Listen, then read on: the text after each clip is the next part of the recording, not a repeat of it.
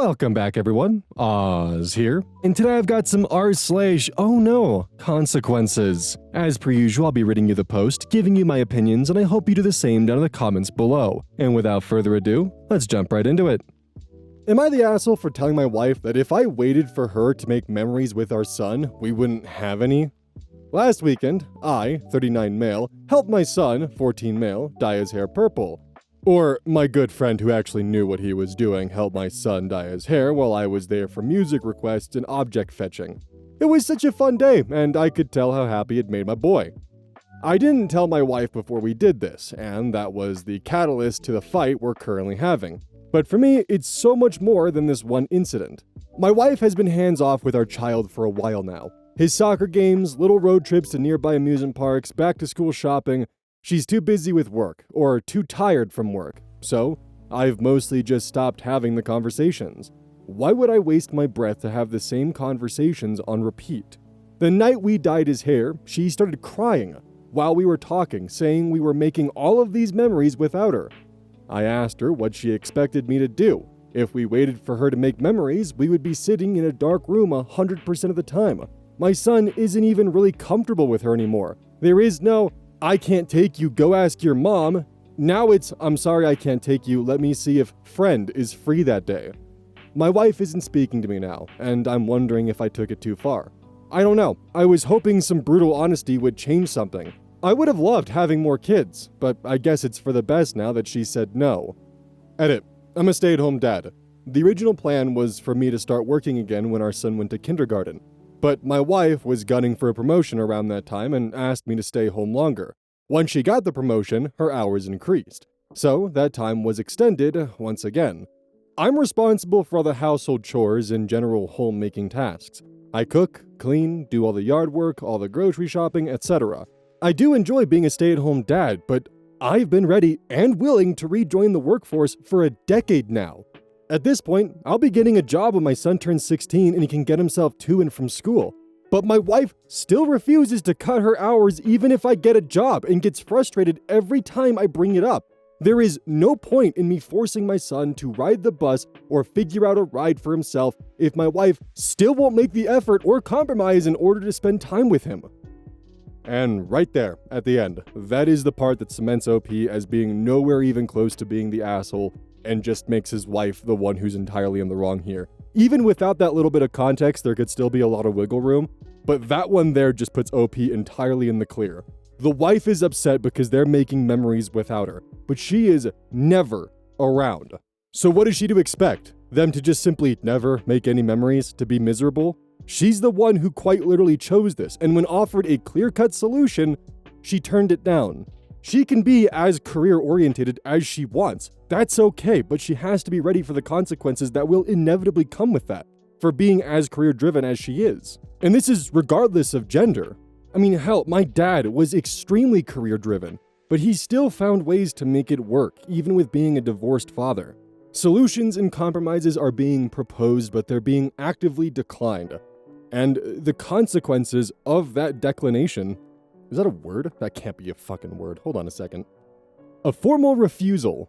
God, sometimes I love the way the English language works. Sometimes. Anyways, she refused the compromises and expects to have her cake and eat it too, and is upset that she can't. Cross-posted from r/am I the asshole? What is shocker? My husband wanted a divorce until he lost his job. Am I the asshole to follow through with filing? My husband, 34 male, and I, 38 female, have been married for 6 years, together for 9. We have had our ups and downs, but the biggest down is how he speaks to me. I just had our son 1 year ago. When I was 10 months postpartum, he was telling me, I'm fat and lazy and all I do is take care of the baby and work. As I still had baby weight on navigating new routines, work, and caring for our baby and 4 other children while working 40 hours a week. On my birthday, he demanded I not leave the house or he would divorce me. Just so happened my daughter had an appointment at UCLA for her teeth the morning of my birthday, so I took her. Needless to say, he didn't even say hello to me and slept in his game room. He's been sleeping there since. It's been 2 months. He told everyone he was divorcing me, spoke to an attorney and everything before telling me he wanted a divorce. He told me I was not the prize. I'm almost 40, have 4 kids, and 3 who are minors. He said he's the prize. He's in his prime and makes good money, and any woman would love to be in my shoes and take care of his kids. He even went as far as inviting his baby mother into the house to visit while I was out. Fast forward, he loses his job and telling me to wait to move. He then starts talking nicer to me and acting different than before. I told him I was still moving out and going forward with separating because his actions did not align with someone who wanted to be with me. It feels more like I'm his only option at the moment. Now he's going around saying I'm a gold digger and leaving as soon as he loses his job. He's saying he wanted to try to make it work, but I'm the one choosing to leave to all his family and friends. So am I the asshole for following through with what he initiated, even after he lost his job? I recognize a lot of what the husband's saying from being part of the whole red pill fiasco, the manosphere part of YouTube, where it's all about, being a male in your prime and all the masculinity and, oh, your wife should be honored to be your trad wife, and if she's not, then you can just get another one who would love to be there for you like that. And by the way, if you're my audience and you find yourself going down the whole Andrew Tate rabbit hole or the manosphere area, they're setting you up for failure. They're using you to pad their bottom lines to boost their image, and in the end, they're going to end up giving you advice that'll leave you worse off. You might feel a small rush of confidence to start, but in the end, it's gonna leave you like this guy. Don't be the person who they tell you to be. Be the best version of yourself. That's what you should strive for. But this guy, thought he was that hot shit, took that boost of confidence and ran with it. Told his wife that she's not a prize, he's the prize. She already has kids. And that any woman would love to fill her shoes, so she better get her act together and lose that weight and stop working so much. And then he invites his fucking baby mama into the house while she was out.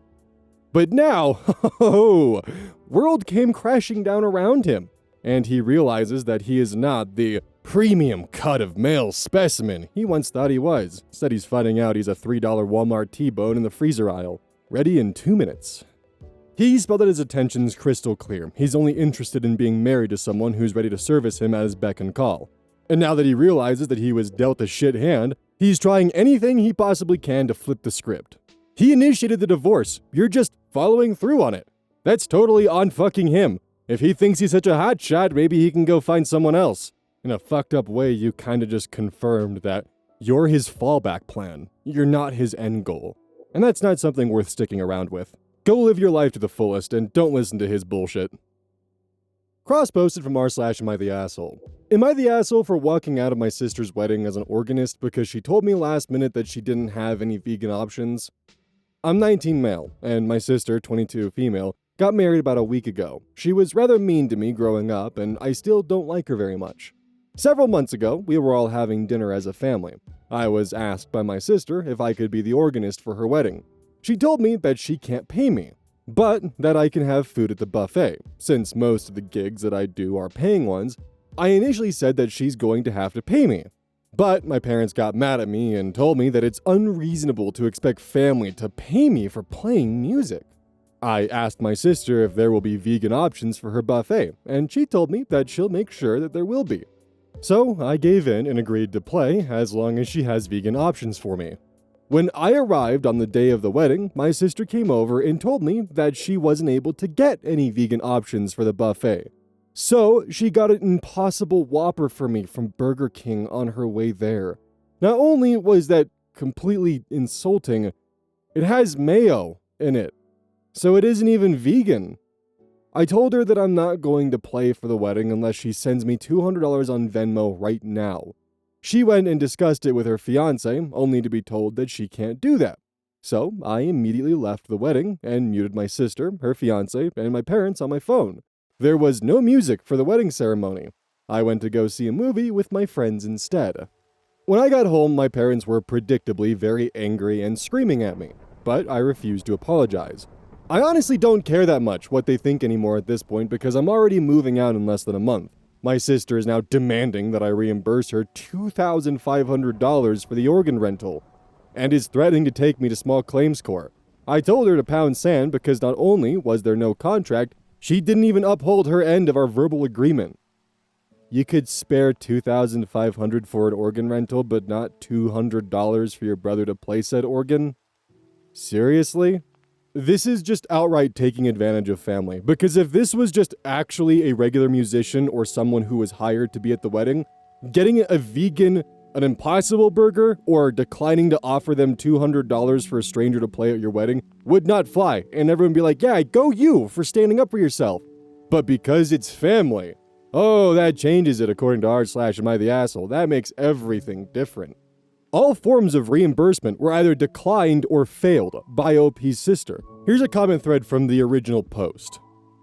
Mokim Bikana.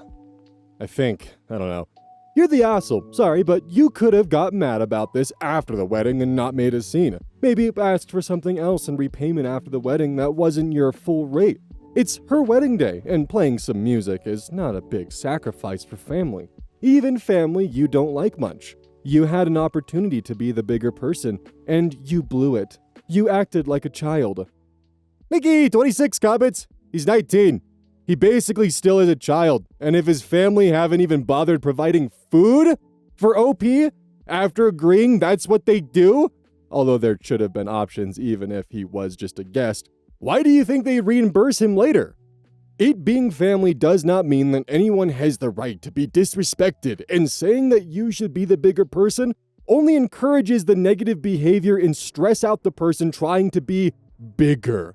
It's basically code for be a doormat when everyone has the right to assert their boundaries. Superfly22 responds, in the real world, there is literally no one that would say he isn't an asshole. Being kind doesn't make you a doormat. Ruining a wedding does make you an asshole. Arthamax responds, she's the one who ruined her own wedding by being a douche to and stiffing her organ player. She completely reneged on her deal and was offered to pay the very reasonable fee OP had originally demanded instead, and still wouldn't pay. She staked her entire wedding on OP being a doormat. Working for free for your disrespectful sister is being a doormat, not nice, and OP called her bluff. Use your burbs responds, people are only calling him you're the asshole because it's his sister. If he was just a friend or someone hired and she backed out last minute, it wouldn't be an issue. People also clearly have never had a poor relationship with a family member. Not every family has a good dynamic. You know, the actual saying is, the blood of the covenant is thicker than the water of the womb. OP doesn't owe her anything just because she's family. And people who think so are entitled. Final thoughts, once again, if you can spare $2,500 for a rental on the instrument the musicians to play on, then you can spare $200 for them to play the fucking instrument you rented. That's it. That's all the brother wanted, was just to be actually compensated for his time and his talents. And instead, they thought because he's family, he should do it for free. I'm glad OP stood his ground, and the only person who ruined the wedding here is the sister, for having the expectations that her brother should work for free. I'd be really interested to hear the opinions of people who are musicians or play music professionally. What do you think of this situation, and where do you stand on this? Cross-posted from r/am I the asshole. Am I the asshole for calling the police on my client? I, 28 female, do babysitting on the weekends to make extra cash. There's one family I definitely should have phased out by now, but the kids are cute, and if I don't have another job, it's easy money. My issue is the mom is never home on time. She used to not give me return times, but finally, I started asking as it made it impossible to get anything done on the weekends. I'd go babysit so she could go to brunch, but she'd be gone from 11 a.m. to 7 p.m. My whole day was gone. After that, she'd start giving me times, but never stick to them. She wouldn't even call to tell me. She'd just stay out. On Saturday, I got to her house at 6 and she was supposed to be home by 9. I told her she needed to be on time because I had plans to go out with friends. I was even getting ready at their house after I put the kids to bed. She promised. And of course, 9 o'clock rolls around and she's not home. I call her, no response. Text, no response. Another hour, nothing. Still calling and texting. Finally, it's midnight. By this point, my plans are long ruined, but I'm pissed and exhausted. I call her and leave a voicemail saying if she's not home in the next hour, I'm considering the kids abandoned and calling the cops. I also text her this. I try calling her 30 minutes later, and it goes to voicemail on the second ring. I text her again, and she leaves me on red. If she had reached out saying, "Hey, I'm staying out until X time," I would have stayed. I don't know any of her family nor the father of the kids, so I can't call them. I gave her a grace period of 15 minutes and tried calling again. Finally, called the cops, the non-emergency line. They showed up, and I showed our agreement in text from earlier in the week confirming that she'd be home by 9. They tried contacting her, didn't answer. I was dismissed, and they took the children to the police station. I go home and go to bed. I am awoken at 3 a.m. by a frantic call. It's her. Where are the kids? Why am I not here? I tell her I followed through on my threat. Check the police station. She cursed me out. I hung up and went to bed. The next day, she sends me an essay saying the kid's father was called and there's a DCF investigation launched against her. DCF is the Department of Children and Families that some states have. She called me every name under the sun, but I didn't think I was wrong until I spoke to a friend with kids. She said I should have just waited it out and refused to ever sit for her again. She asked if her potentially losing her kids was worth me being petty. It's not even about being petty, it's about being a neglectful parent, because the thing is, this isn't just a one-time situation, this is constant. And if she stops babysitting, it's just going to happen over and over and over and over again. There will not be a stop to this neglectful behavior because she's just going to learn that she can cycle through babysitters with no repercussions. But this puts a fucking stop to that. Because this isn't just a one-off situation either where she showed up and, the mom was out a bit later than she should have been. This was a constant problem. One where OP had to start setting boundaries in place for when this would inevitably happen. And it happened. And OP didn't just simply drop them off at the police station and call it good. OP gave them 4 hours worth of courtesy phone calls and text messages, some of which were even left on read. So she was fully aware of what was going on at any point in time, but actively chose to ignore any attempt at communication or letting her know what was going on. This is not a one-time oopsie whoopsie out too late and I was a fucking idiot. This is a constant series of consistent neglect by the mother. And just as an additional food for thought, what if there was an emergency? What if she had to desperately get a hold of the mother and couldn't because one of the kids' lives were in danger? The mother was being irresponsible. She went 6 hours without communication. 6 goddamn hours. Didn't get home until 3 a.m. after promising 9 p.m. The friend's response is just honestly laughable. Cross posted from r/am I the asshole. Am I the asshole for making my mother leave my house on Thanksgiving? My mother has 2 Chihuahua mixed dogs, Mimi, 5, and Cha-Cha, 2. These dogs are horribly behaved, and I fully blame my mother for this. They bark incessantly, and they're not properly housebroken, so it is a common occurrence to find poop and pee on the floor from her dogs. She insists on bringing the dogs with her everywhere she goes. She even has a special stroller that she uses to take them out to stores and outdoor areas. 2 weeks ago, she brought her dogs to my son's football game. I told her to please not bring them. I'm sitting in the bleachers and immediately I hear them barking and see her with the stroller. The barking was so bad that the security guard asked us to leave the game because the dogs were being a nuisance. It was extremely embarrassing and I was very upset. I have never in my life been asked to leave a football game or any other public event in my life. When we got to the cars, I told my mother that she is never allowed to bring the dogs to my house or any other event that I will be attending. It was my year to host Thanksgiving this year. I told my mom not to bring the dogs with her to my house for dinner. She got upset and told me that they were her companions and she didn't want to leave them alone. I told her that the football game was my last straw, that I was tired of her poorly behaved dogs pooping in my house and barking at everyone. I told her if she could not leave the dogs at home, we could have dinner at her house, or I could have dinner here and bring her leftovers. She ended up coming with the dogs on Thanksgiving, and I asked her to leave. She got very upset and told me that I was being mean and cold. I told her she's more than welcome to bring the dogs back home. She lives 5 minutes up the road and come back to have dinner with us. But she refused and left crying. My husband, brother, and sister-in-law are happy that someone finally said something to her about the dogs, but my sister thinks that I should have just let them stay. My mother did come back without the dogs, but she didn't speak to me and hasn't really spoken to me since. I kind of feel bad, but on the other hand, it was nice to not have to hear the dogs barking and shampoo the carpets when she left. Am I the asshole for making her leave when she brought the dogs? Look, I love dogs and I love cats, but this behavior is unacceptable. Like, your dogs are your responsibility to make sure that they are properly trained, housebroken, and all of that stuff. That's a bare minimum of pet ownership. And the fact that she brings them everywhere. They're not housebroken. I doubt that she helps pay for shampooing the carpets and making sure that they're clean. I can almost guarantee that she just sees it as a problem that everyone else needs to solve and not her. Her sweet little angels don't know any better. I wonder why. But the fact that the majority of the family is relieved that someone finally stood up to her tells you everything you need to know. My guess would be is the sister probably hasn't had to deal with cleaning up after the dogs yet, or just doesn't realize how much of a nuisance and how much effort it actually takes to properly clean dog urine out of a carpet. It is a lot of effort and takes a lot of chemicals and a lot of time, and it's not fun.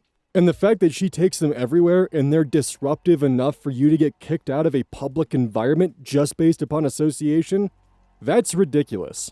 She chose not to train her dogs, and this is the consequences of that. I shudder at the idea of what her house smells like, because it cannot be good, and I doubt that she's taken the effort to properly clean up every single time they have an accident inside every single day. Part of me wonders if that's why she takes them everywhere with her, because she figures it's easier just to constantly keep an eye on them than to actually just properly potty train them. This is just extremely irresponsible pet ownership, and yeah, OP is 100% in the right here. Cross-posted from r/petty revenge. I live in a fairly large city with a lot of good dog owners, but every so often we get people, especially right after the pandemic, that are assholes about picking up after their pups. I have a security cam that faces the area where people like to let their dogs piss. I'm never around at that time of day, but I can see who's letting their dogs do what in my yard at all times. One lady let her dog shit on the sidewalk area of my yard every day. Never picked it up. I posted on the neighborhood network, no response. Signs asking people to pick up the dog shit, did nothing. My neighbor is saying, "Hey, pick up your dog's shit, lady," did nothing. She still let her dog shit in my yard right in front of my wife's car. Every day, like clockwork. She told my neighbor once that she didn't have time because she had to walk her dog before she went to work. My neighbor said, "That's super rude not to pick up after your dog." She said, "What are you gonna do about it?" and walked off. My neighbor, being the kind woman she is, picked up the poop and threw it away for me. And then she told me later about Pooper Lady and her very rude interaction. Now, we had a dog not too long ago, which is sort of an understatement. We have a 250-pound doofus Maximus who loved people, loved dogs, loved cats, loved kids. He was super friendly to everyone, and we left a doggy treat library up in his memory when he passed 2 years ago of old age. His passing broke me, but the one thing that I learned is exactly how horrible our yard was even before a human-sized dog used it as a lavatory every day. I spent some time fixing the lawn by replacing the grass with nitrogen-absorbing plants like microclover and other xeriscape lawn replacement plants that are highly resistant to dog urine, because we do intend to get another dog someday. My old boy, when he shit in the yard, took massive dumps that would reach 5 to 6 inches in height if he stayed in one place. I had a scoop shovel and a 14-gallon bucket, half filled with sawdust, like an elephant trainer, and would go around the yard every day to pick all of it up. When we went for walks, even when he was a wee 90-pound puppy at 4 months old, I took grocery bags with plenty of poop bags with me on walks because he would poop multiple times, and I preferred not to have our neighbors think a homeless person shat on their lawn after we went by. When he passed, I put a little free dog treat library along with free poop bags for the local pups and their parents because, well, we had a supply. He ate as much food a day as the average teenage boy, and loved donuts as much as Homer Simpson. Asparagus, oranges, and the doggy bits from steak? Oh yeah. Plus, a dog treat the size of a hand was just normal-sized for him. The upshot is that what we had on hand when he passed is roughly 8 times the normal amount a dog parent would have, and I didn't want it to go to waste. So we provided it for free until it ran out. I even have a small bucket nearby labeled, "If you have dog poop bags, please drop them here," because the raging debate of whether it's rude to drop tied-off dog shit bags in a nearby garbage can rages on the next door lists every year, along with the fireworks conversation that starts around July 2nd and continues for the next 2 weeks. The point is that there was absolutely no fucking excuse here. On top of that, I had previously met this lady and her dog when I was walking my old boy around the block. She is one of those people who walk their dog while surfing their phone and plugged into a podcast or call at all times. And her dog is one of those long-haired fluffy dogs that look like they've been run into a wall multiple times head first. It's also an asshole and is aggressive towards other dogs, even ones roughly 20 times its size. Every time we met walking, she barely registered her dog, trying to bite mine until I would yell, "Curb your dog, lady," and blocked it bodily. So, poop bags available, notices, neighbors saying, "Knock that shit off." Pooper Lady Karen doing Pooper Lady Karen things with Muffin Paws the asshole shitzer. Fine, we can play that game. I started my research by checking my house security camera. She was always there between 8:02 and 8:03, religiously, on the dot, every workday, every time, never on the weekends and never after 8:04 a.m. She was always dressed in very nice business casual with expensive shoes and a purse or sling bag, but never with poop bags.